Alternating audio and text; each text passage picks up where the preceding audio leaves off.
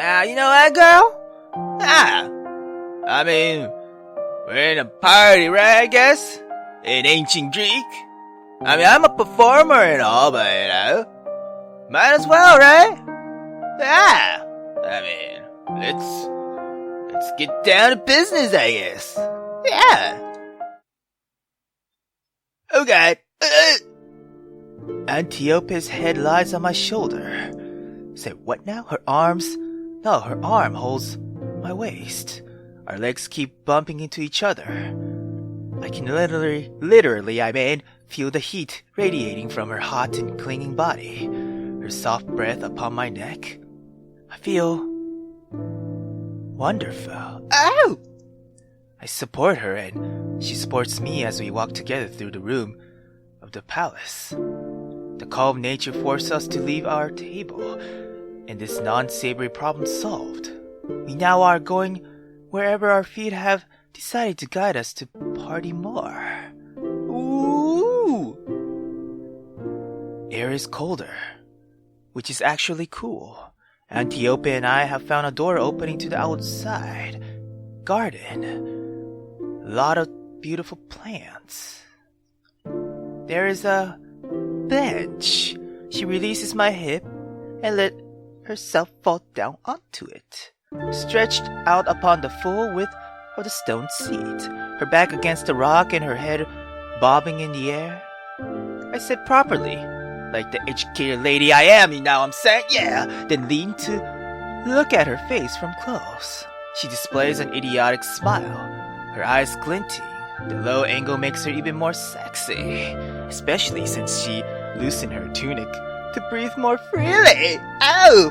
I kissed her right now if I dare.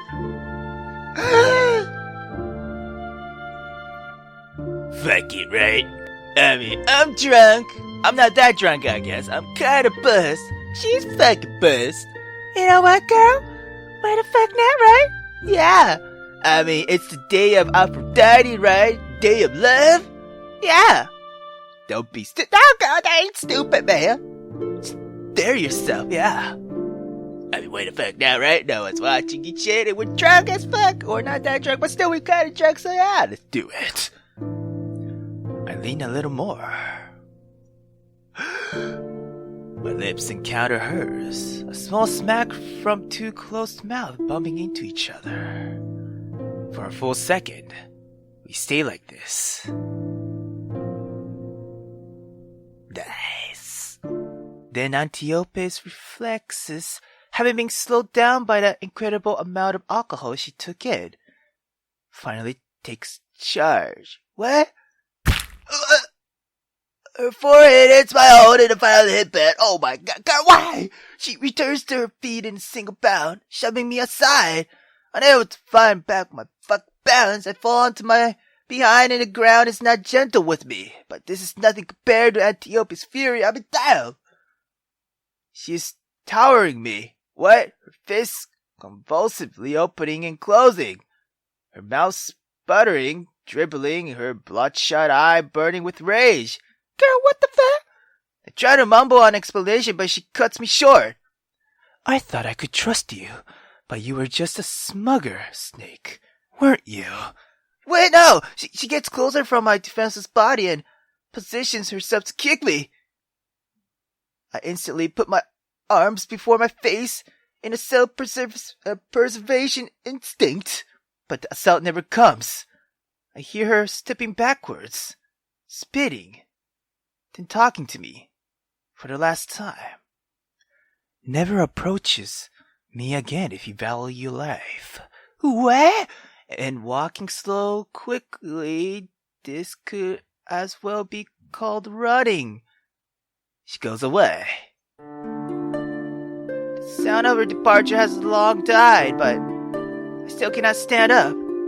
Perhaps because I only want to lie down and cry right now. Leave me on the cold, hard ground. Everything went so quickly and so badly. Why did I do that? That was beyond idiotic. It made me lose everything. I have put myself to blame for my infinite stupidity, you know? My consciousness is fighting some primal creature deep inside not to tear down my hair or scratch my skin out of hate of myself. I'm not even sure the human part is winning. Perhaps I'm simply so dull at this moment I'm unable to take any action, even one that's most ill-advised. On the icy floor I lie. In the darkness I belong. Alone I am. Ah, fuck! Okay, so apparently I shouldn't dare. Apparently that wasn't honesty? I don't know. Shit, I felt like doing it, so, yeah, I'm drunk, so, it happens sometimes. Yeah, people do dumb shit when they're drunk, yeah. But I guess I shouldn't be stupid, even I'm drunk. At this point. I guess we hold back. I flounder a little. Antiope is as relaxed as she will ever be, so it's now or never.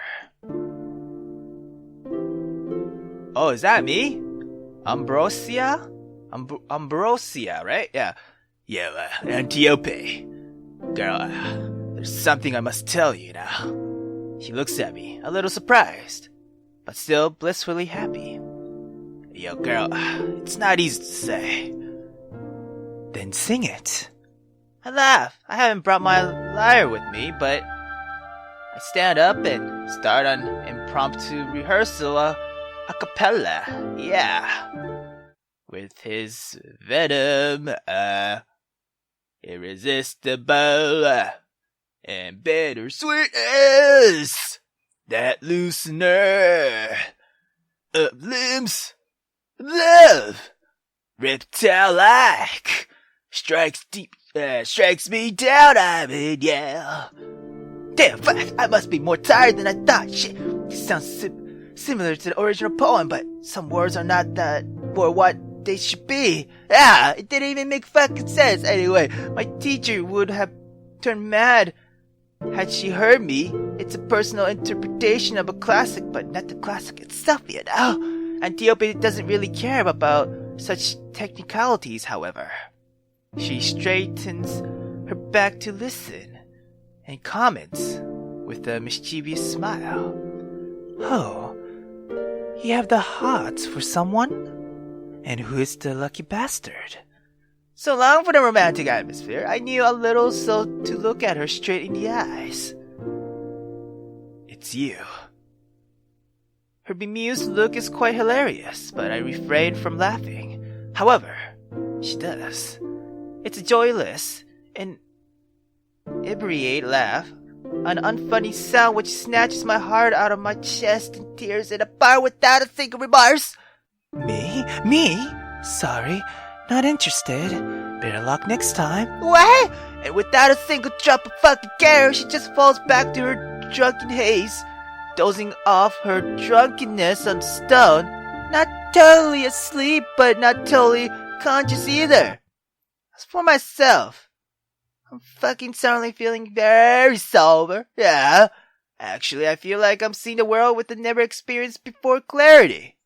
For example, I should bring Antiope back inside before she catches cold, but I'm already departing without her, letting her enjoy her friendly carved rock and the freshness of the night by her fucking self, I guess. A pity vengeance, perhaps. But it's either being angry, nasty, mean, or bursting into tears right on the spot. I feel groggy. I suppose I have slept, at least. I'm currently uncomfortably sitting on an armchair with no memory of a couple of hours. But I don't feel rested. Not even close. My head hurts. Too much. Something.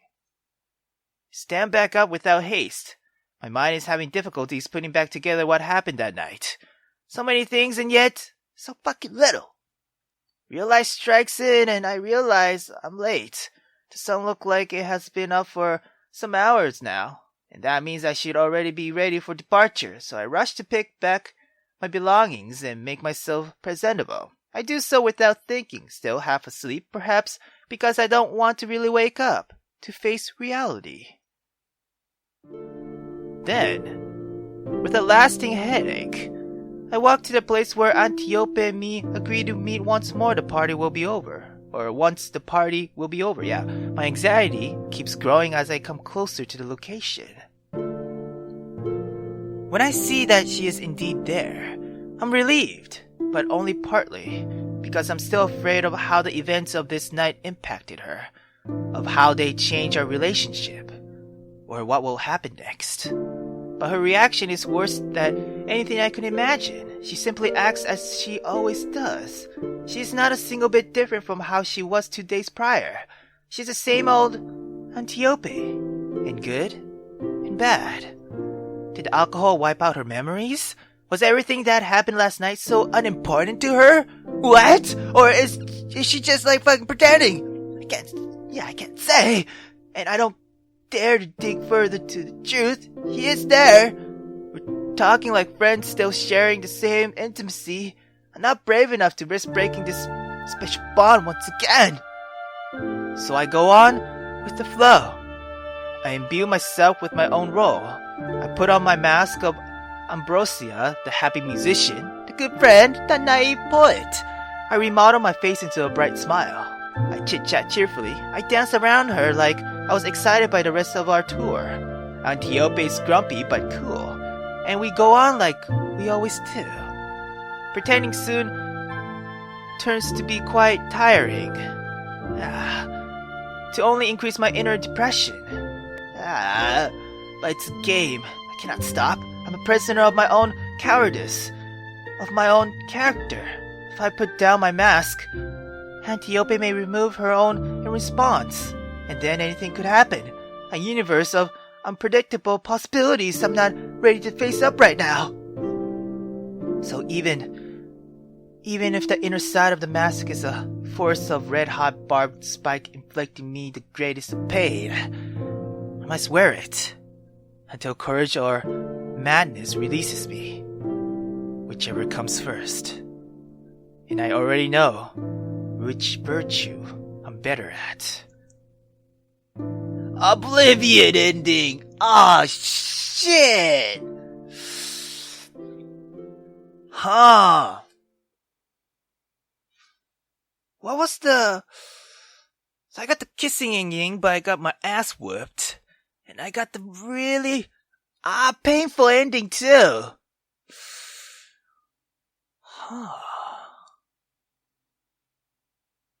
What if I didn't get, another drink? Yeah, hold on. Okay, so I'm gonna stop there and see what's gonna happen. Your loss. From one hand, Antiope refills her own cup and gulps it straight away. From the other, she continues eating. The conversation somehow launched. I try to guide it to the subject I want to address. Yo, do you remember our first date together? We were going to Delphi by the land road, a trip of a few weeks through sacred sea-populated regions. Antiope shrugs and answers casually. Of course I remember. A damn eventful trip. We even nearly got attacked by bandits once. If we hadn't spotted their lookout and made a detour, things would have turned ugly. She displays a crooked smile at the evocation of missed violence. Yo, do you remember what we discussed during these long days and nights, girl? Antiope thinks for a few seconds, gathering her memories. Actually, I don't. Is there something I've forgotten? Something you told me, or that I told you? She suddenly raises up her defenses, searching for a trap. I reassure her, girl, chill the fuck out, it's not how it sounds like. Far from it, alright? Actually, it's normal you don't remember, because, there's nothing worth remembering. We pretty much didn't talk to each other back then. Sure, we did exchange, civilities and factual data about our environment and planning, but that's all. No actual conversation. Ah, yes. I wasn't really talkative back then. Withdrawn would be a more accurate word, girl, yeah, but slowly you began to speak more openly. Can you explain why? I never really thought about this. I guess it happened naturally. At first, we were pretty much strangers traveling together, and I was more worried than friendly. I'm not the kind of fake amicability amicability in such situations. It's only with time passing on that things got better. How? Yeah, how? She seems completely lost. How did they get better? I guess I learned to trust you. Began to relax more when being with you and... Damn, Ambrosia. You're far better at putting this feeling stuff into words than me. Oh, she pours herself a new cup and takes a sip before continuing. Oh wait, am I on the right track right now? You're trying to make me say something or to have a point through rhetoric. I honestly find that quite boring and even a little unfair. If there is something you want to say, just say it. I mentally swear. Fine, girl. Can we discuss this somewhere else? This place is a little too crowded and noisy, you know. She looks down on the feat she prepared for herself, then sighs exaggeratedly. Fine, let's do it. She stands up, and I follow, together. Her pouting, me trying to keep my heartbeat in check, we go away from the small and hot room. I didn't really plan that much ahead, and I decided to just walk until I find an appropriate place. After several minutes of Antiope's complaining, a random meandering finally ends in the perfect location. The same place! The moon in the clear sky shines upon a beautiful garden, the pale light drawing many strange shadows for the great flowers on each side of the lane, sometimes sparkling upon an early or late drop of dew.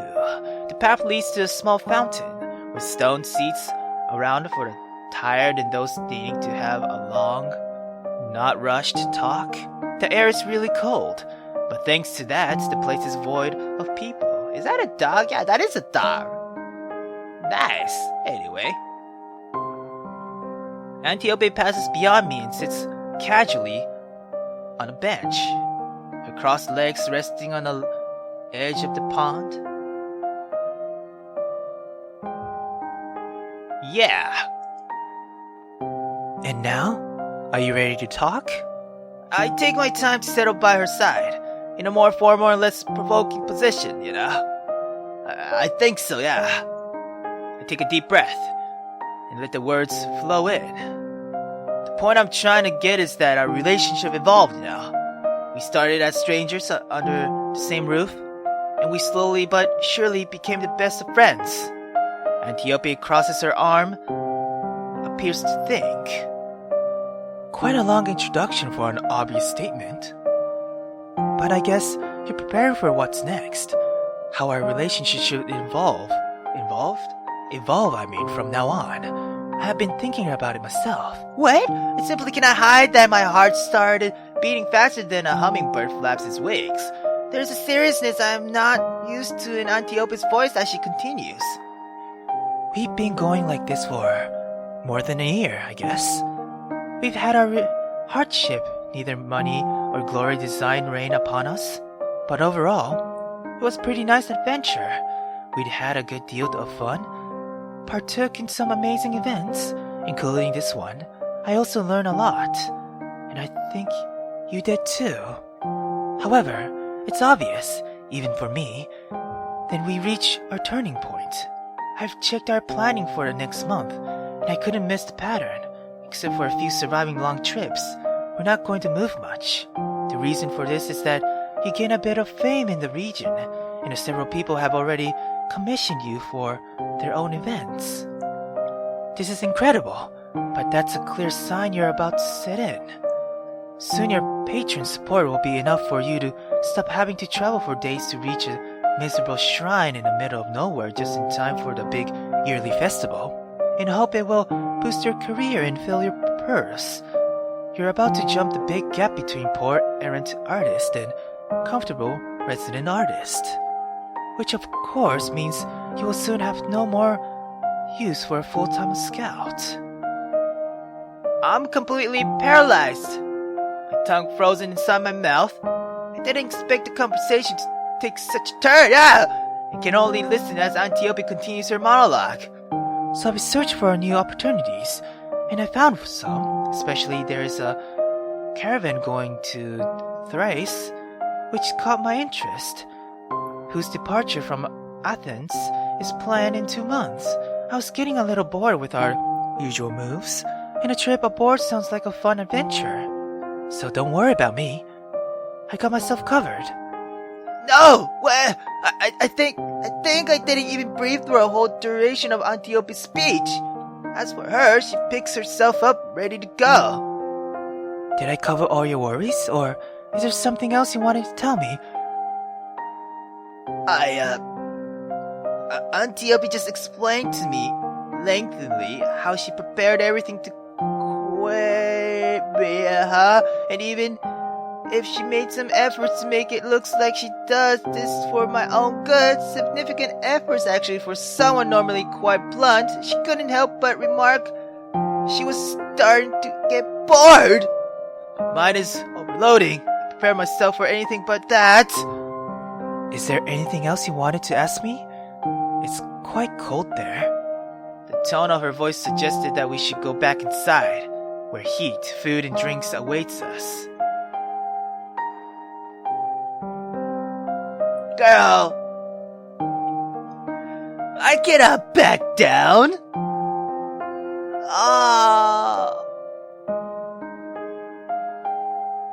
Try, at least try. Not so fucking fast. I refuse to let it end like that. I gather all my courage and I rise. Antiope, you're completely missing the point there, girl. She cocks an eyebrow. She is not used to me contradict her or simply raising my voice. I did want to speak to you about our future. I step back, drawing a big breath, and go. But on a more personal point of view, Antiope looks confused. It's not about our careers. It's about us, as people, as we are now, as we may be in the future. Too far to back down, but still cannot help but postpone the ineluctable. Antiope is not helping, constantly fidgeting on her seat that she is. I try to focus. I kneel to look at her right into the eyes. What I'm trying to tell you is the exact opposite of what you guessed. I don't want you to leave. I want you to stay until the cruelty of the gods take us apart. I need a last break, a last breathe, and here rolls the thunder. Antiope, I love you. Antiope's reaction is priceless. She just stares at me, completely lost. If I was in a mood for a good laugh, I could giggle almost endlessly, but I'm not. No. What? Her answer is disturbing. She said it calmly, without hate, actually with a bit of affection? What? No. You don't love me. You love the part of me I've let you see. And believe me, if you really knew me, you wouldn't try to get closer. What? You would cower in fear. She stands up. I think I should move forward my agenda. The sooner we part our ways, the better for the both of us. I'm totally astonished. I try to speak, but Antiope seals my lips with one finger. You're the best friend I ever had, Ambrosia. And that's why I must go before screwing everything up. And on these words, she leaves. She simply walks away, abandoning me there. I'm unable to pursue her. I don't understand anything anymore. There's no words to describe how relieved I am to find Antiope at our rendezvous point as planned. After searching for her all night long, I had convinced myself she had vanished for good. Fleeing by the main road under the cover of darkness. To see her in the flesh again is the best gift the new day could offer me. However, I'm quickly disenchanted. Antiope is physically there, and she does her job, but she does just that. She is cold, distant, and at lunch, she would invoke for the first time and at last her accelerated planning. In the following weeks, I will try to understand, try to make her talk about her sudden change in behavior. But from that point onwards, she will simply be more secret, more withdrawn, more absent also, sometimes disappearing for full days while we're in town, usually coming back with bruises she refused to talk about. My emotions are a complex mix. There's love, but also, I'm afraid. The harder she tries to hide, the more pressure she puts on herself. Her temper has shortened radically. The slightest of vexations release her rage. She is a hornet's nest on 2 legs, and could break at any moment, unleashing the fury of the nature over whoever will be there at the wrong instant. Namely me. And so, as the day of our final separation that she herself decided is closing in, if my heart rejects it, wants for time to stand still until I manage to fix up our relationship, but my brain is starting to long for it. That it may come before the executioner's sword fall on my neck. Oh shit! Secret.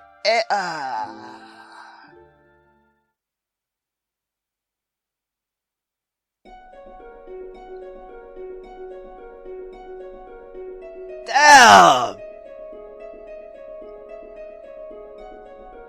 Is there a good ending in this?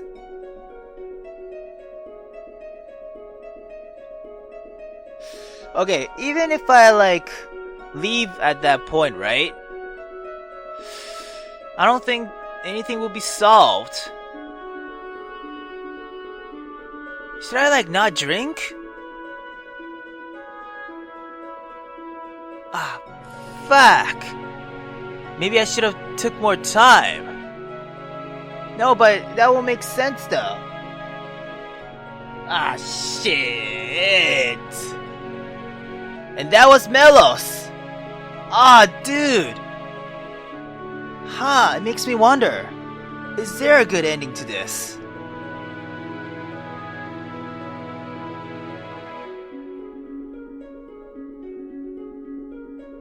Actually, you know what? I'm gonna try it one more time. Tomorrow.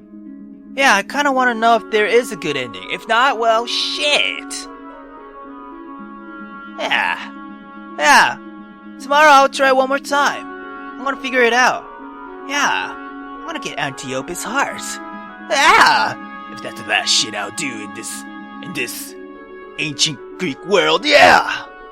So on the next episode, for sure I'll try to get Antiope's heart. Alright, thank you very much for watching. I'll see you guys in the next episode. Later!